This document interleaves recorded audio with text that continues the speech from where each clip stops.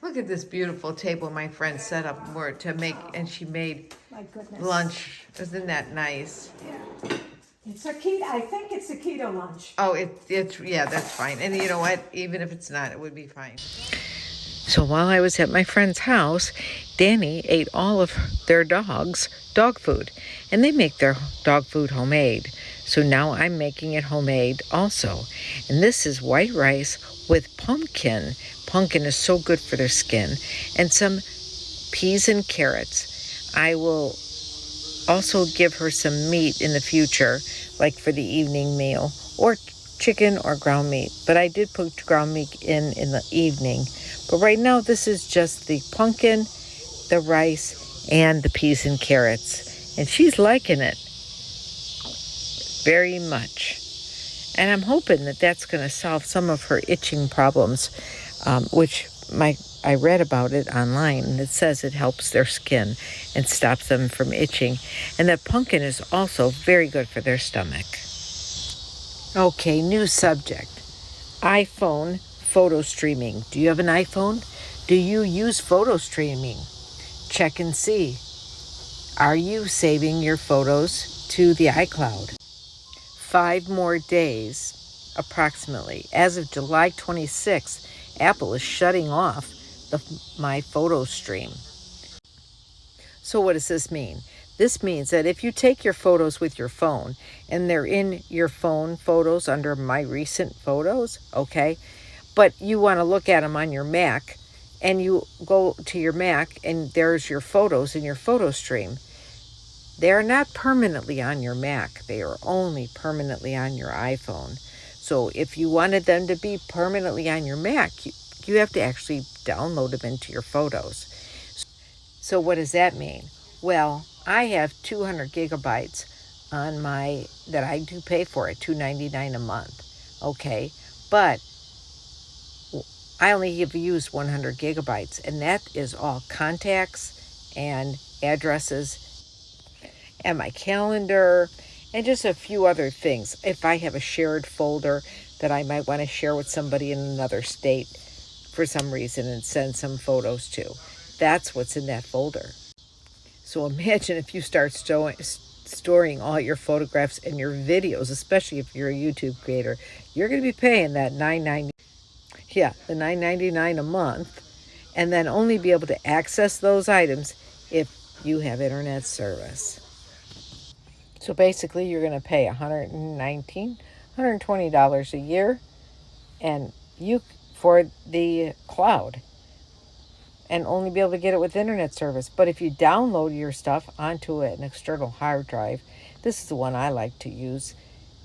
Right now, it's 4 terabytes for $98. Or you can get the 2 terabytes for $59, 12% off right now. All I gotta do is go to my Amazon page, RV Rebel Girls Amazon page, and it's there in my favorite stuff.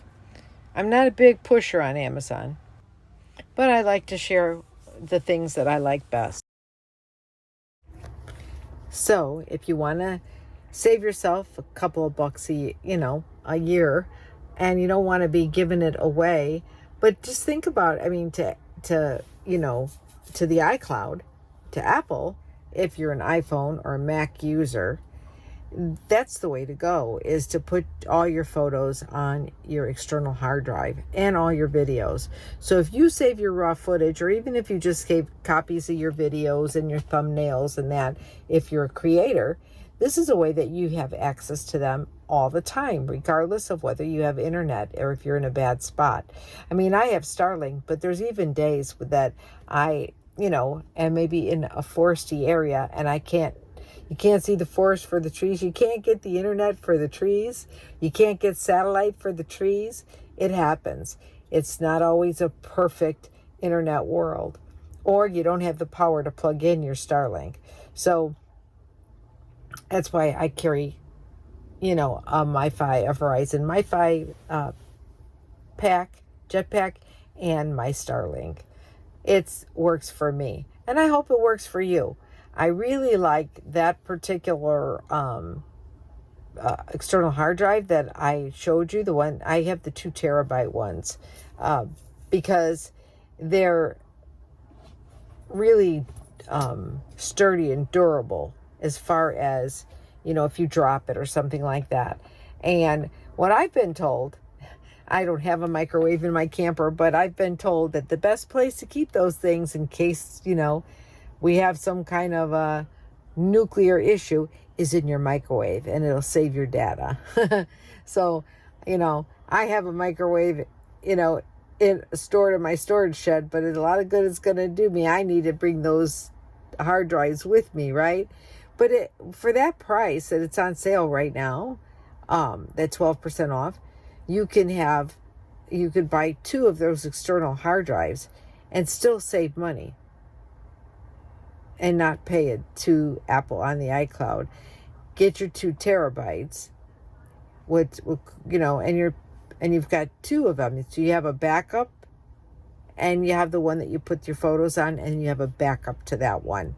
And you'll have access to your photos, your footage, and all of your, precious moments with videos and photos with your family, or even your documents. You'll have them all right there in that little compact little external hard drive. It sounds like a no-brainer to me, but I have not used the iCloud for a long time just because of the fact that I was using it originally. And when I would be at the RTR back in the old days, and that's when people were using WeBoost or trying to use WeBoost, I could never get my footage that I was taking, to do my editing and make a video and then upload it, because it was in the cloud and I wasn't getting any internet service because there were thousands of people out in the desert at the RTR. So having it on, taking it from your iPhone device and sticking it onto the external hard drive, which you have to do through your computer, is a much better option, I think. And then there's still AirDrop. You can AirDrop your stuff over to your main computer and then put it on your external hard drive. If you're doing it a little bit at a time. You're not going to AirDrop like a zillion things, but you can AirDrop your footage over to your Mac or your laptop or your Mac, your bigger Mac, whatever you're using, and it's already there through AirDrop, and then from your phone to your device. And then after that, it's not on the cloud, it's on your device. And then you want to take it off. I take it off of my laptop, because my laptop doesn't, my phone holds as much as my Mac, my little Mac does. So, it's good for me. And then I save space, I get the stuff off of my phone, and I have plenty of room for new footage and new memories that I'm trying to capture and share with you, my audience. So I hope you found this information useful, because I'll tell you what, I didn't know anything about this photo streaming going off and no longer being available until I just saw it by accident while I was, looking at some stuff about iPhone. I had no clue that it was happening.